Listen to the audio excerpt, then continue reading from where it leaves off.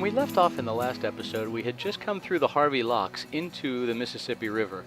And here we are continuing that journey from, this is about 10:30 or 11 o'clock p.m.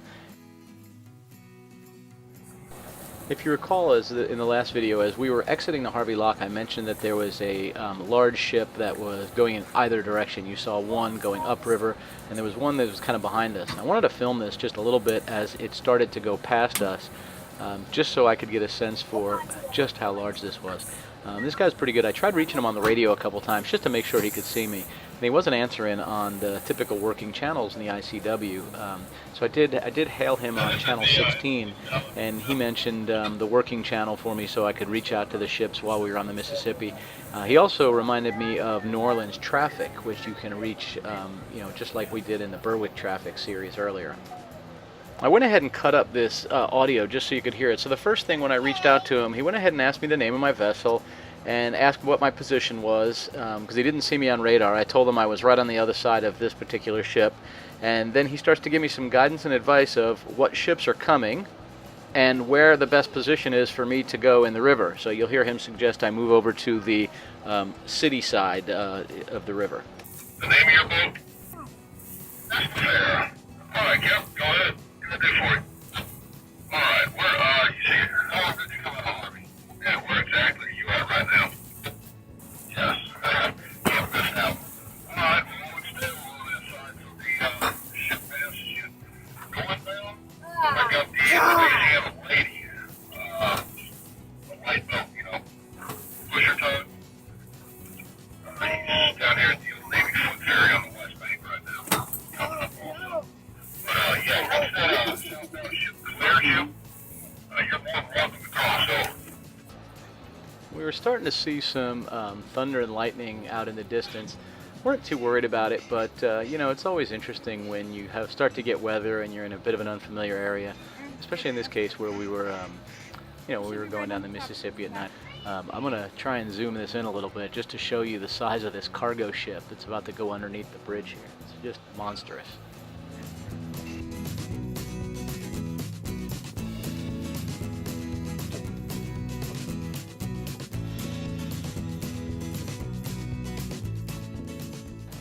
So after the ship passed us and then the light boat passed us coming northbound, we went under the twin span bridges and crossed over.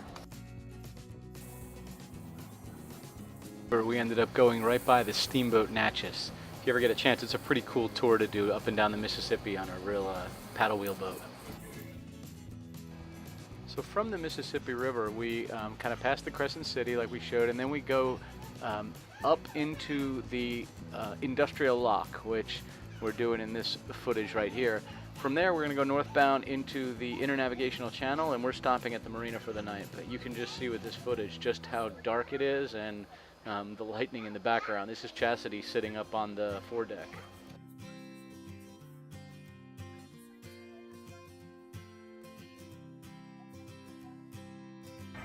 We got a good night's sleep. I was just too tired to film when we got in the Marina, but we got to Seabrook Marina, no problems there. And in the morning, we kind of took our time. We knew we didn't have a really long day on the next day home, so we took our time, had a nice long shower at the Marina, and just sort of relaxed, and probably didn't end up leaving there until 9:30 or 10 in the morning. So off we go, 2 more bridges and into Pontchartrain. Well, we made it through the last 2 drawbridges, or Bastille bridges, before coming out into Pontchartrain. The second bridge had some mechanical issues, and it took about 3 different attempts before she got it open. I was starting to think we might not actually get out into the lake, but we got out in the lake, and as you can see, the water looks pretty darn calm, and that's mainly indicative of the fact that the wind is out of the south, and we are still on the south side of the lake. So you'll notice that as time goes on, that changes a bit for us. Looks like we'll be at the Causeway Bridge about 2 p.m. and should be home by about 5.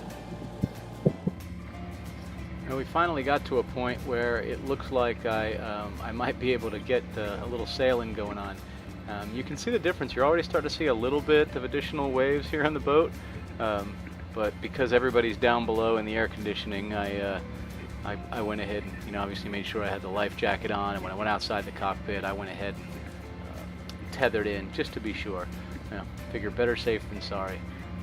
So it's a nice afternoon for a sail. We've got, I don't know, about 35 or 40 miles to kind of go up around this lake. Like I said, we should be, the plan was 2 o'clock to get to the bridge itself, and it was a little bit difficult kind of fighting the wind, because we were really in a place where it was light, and we needed to make some direction that wasn't going to be, the wind wasn't going to be cooperating doing it. Yeah. As you can see, I get ready to relax here and grab my cup of coffee and my pillow and sit down and relax. It's all good.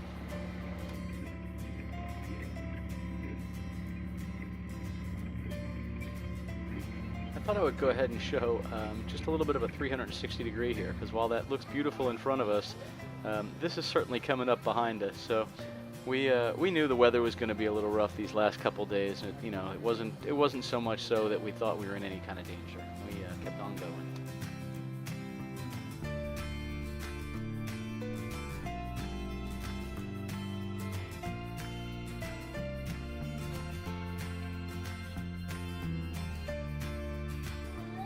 Everybody entertained themselves pretty well on this trip. The kids played in the cockpit. Chastity was watching videos underneath the watching YouTube videos underneath the blanket. So say hi, we've been sailing. Hi, I'm Sarah.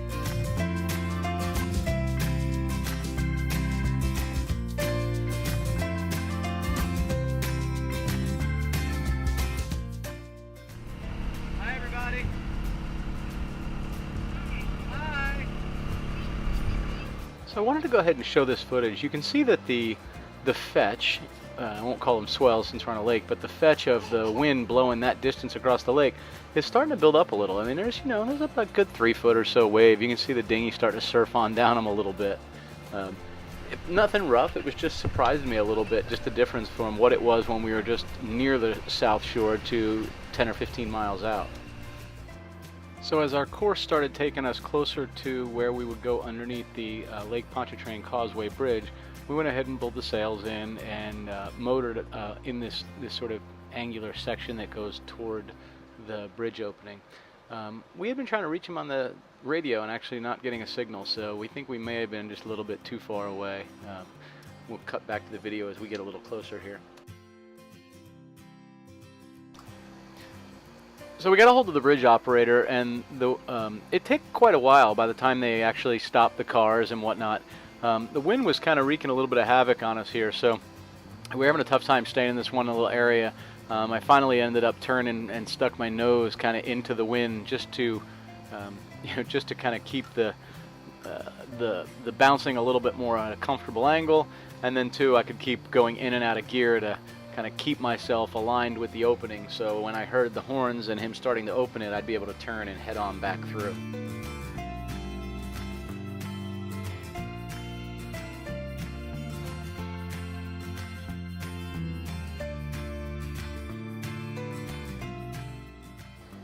And we heard the bridge opening, and he called us and told us to come on through, so we aimed on back in and went ahead and started heading on through the bridge. It's kind of a neat experience. You know, I drive this highway back and forth, a couple of times a week, it seems like, back and forth to the airport or whatever. I don't know that I've ever actually had to stop while on the bridge itself, waiting for a boat to go by. I don't know, there's something oddly powerful feeling about having the impact of having that road open for you, but it really is kind of exciting, and as you can see, we made our way on through here.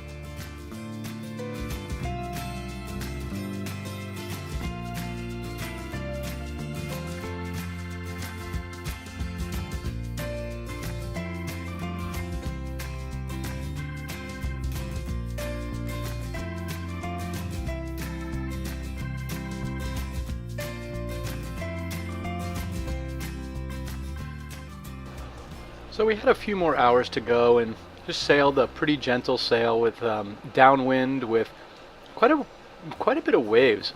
I'll take ocean swell over these sort of short, steeper 3-footers probably any day of the week.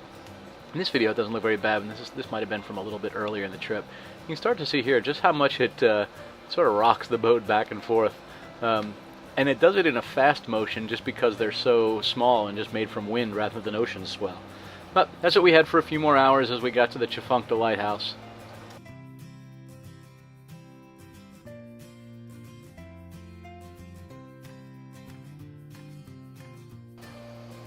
I want to show you what the entrance is like off of Pontchartrain to where we're going. So where the circle is actually where we're headed. That's the marina we're going to go to. But the interesting thing is where the Tchefuncte River kind of pours into Lake Ponchatrain, it's very shallow. So there's a small lighthouse right in this particular area. And you have to go up to the lighthouse, and then you sort of turn hard right, at least in the view of this, the way the orientation is of this particular image.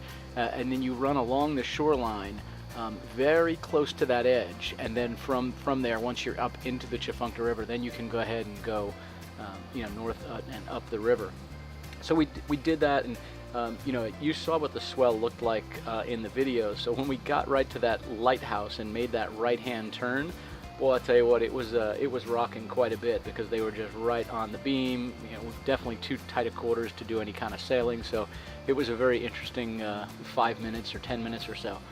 But from here we went north, and unfortunately there's a rotating railroad bridge right in Madisonville, and we arrived here at a point in time when they wouldn't open the bridge yet. They keep it closed because of rush hour. So we just tied up along the wall and relaxed for a little bit before we got the opening and headed up the river to our final destination. So here we are up the Tchefuncte River and starting to go ahead and turn on into the marina. We hovered out here in the river for a moment before we started to turn in, and I had Deb tie the dinghy up to the bow of the boat. So it's actually just off the port side bow there. But the idea was I knew I was going to end up backing on into the slip, so it made sense to go ahead and do that, and on we go. I'll go ahead and put this in fast motion as we make our way into the slip.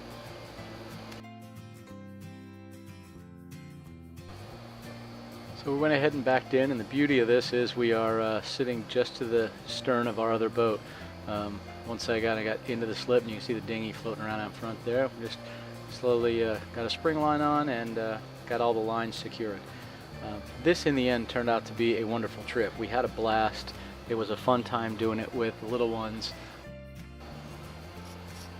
We really hope you guys enjoyed this video series. It ended up being 6 different videos long. We'll go ahead and post in the description below the links to the other ones, or at least to the playlist, so you can watch them all kind of from start to finish. We had a real good time making these, and if you enjoyed them, by all means, please do share them with your friends and family or any of your social connections. Thanks again, and from the sailing vessel Dream Chaser, and in this particular trip, the sailing vessel Last Affair, we hope you guys had a great time watching them. We certainly enjoyed making them, and certainly enjoyed the sailing. Thanks, y'all. Bye now.